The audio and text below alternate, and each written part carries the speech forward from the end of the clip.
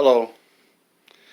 I'd like to talk to you today about a phenomenon that goes on worldwide where a person, because of bad experiences with people in their own area, in their own culture, um, decide that they want to be with somebody from somewhere completely different.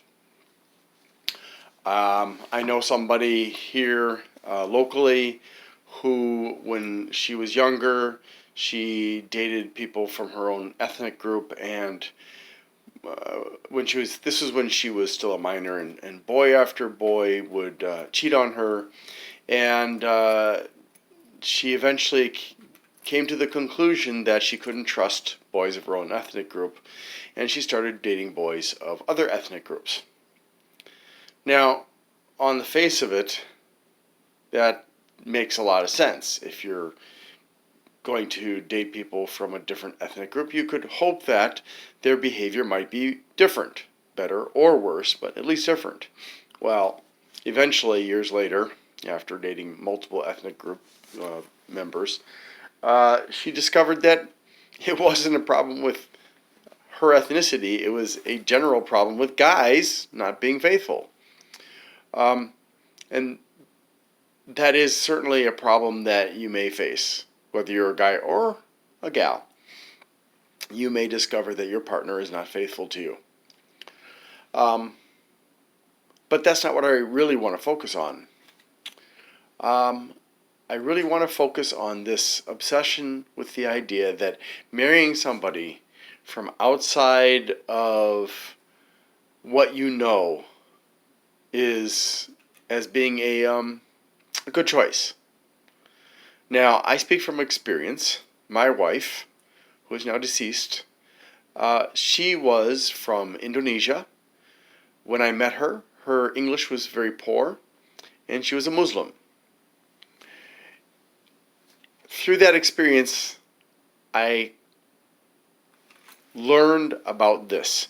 I learned that there are things that make marriage, which is generally a very, very challenging thing to do successfully. It makes it even more challenging, more difficult. Yes, you can find people within your own ethnic group who are going to be horrible, horrible human beings. There are lots of examples of those. But that's more of a situation where either you were tricked and then felt trapped and couldn't get out, or you have a history of repeatedly choosing people you know on some level are going to be bad for you. And I've met people like that.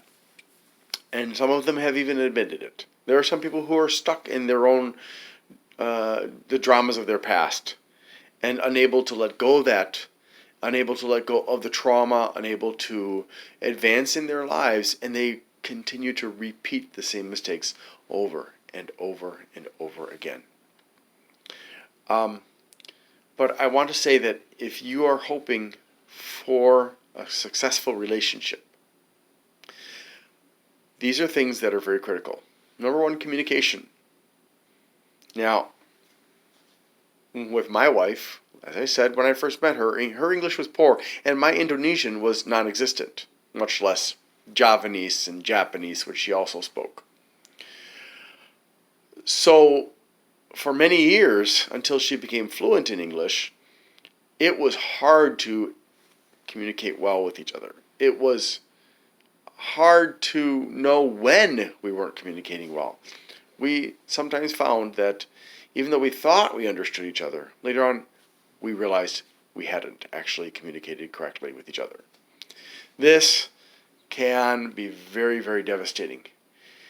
When you don't have any language in common, it can be even worse because you can think through a person's actions that they're being nice when they could actually just be speaking nicely and saying horrible, horrible things to you, and you don't recognize it. But although I'm sure that that does happen on occasion, I would imagine that's not terribly common. More common is this issue of imperfect communication because of the language barrier. So also there has to be honesty, and a lot of people are not good at recognizing dishonesty. There are telltale signs, but if a person knows about those signs, they can mask them as well. Just like some people know how to pass a polygraph test. People can trick other people into believing they're telling the truth, which is why con artists continue to be successful and rake in millions of dollars sometimes, like Jack Abramoff. So, when we look at the basis of a relationship, you have to have respect, you have to have trust, you have to have love. Well, maybe you don't have to have love. Maybe love can come later. But you have to have trust and respect, and you have to have good communication. What happens if you choose somebody from a completely different culture, like I did? Well, unless one of you is truly willing to let go of your own culture and merge into that culture, or both of you are willing to merge your cultures together and you live in a community where that will be accepted, you are going to have problems. My wife and I had problems. Sometimes it was my fault, sometimes it was her fault, sometimes it was her family's fault because we lived in Indonesia. The longer I was there, the more it got to the point where there were changes, cultural changes I was unwilling to make. The way they deal with money and possessions in Indonesia, in many families, not all necessarily, is different from here in the US.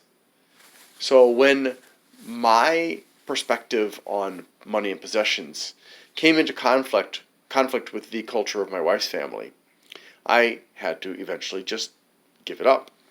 And that was something that I could accept. But there were other things that I couldn't accept. For example, I'm a very honest person, and in the Eastern or Asian cultures, there's often a harmony principle. And harmony principle means that you try to avoid conflict, you try to avoid embarrassment for yourself and other people. So lying is a common thing, a daily thing for many people. Not everybody, but it's very contradictory with some Western cultures and even some Asian cultures, where honesty is much more important than harmony to the people. So that was something I was unwilling to change. Even, for example, when we were in hospital repeatedly getting my wife treated, we had issues with the nurses being negligent, some of them being malignant, in doctors doing malpractice.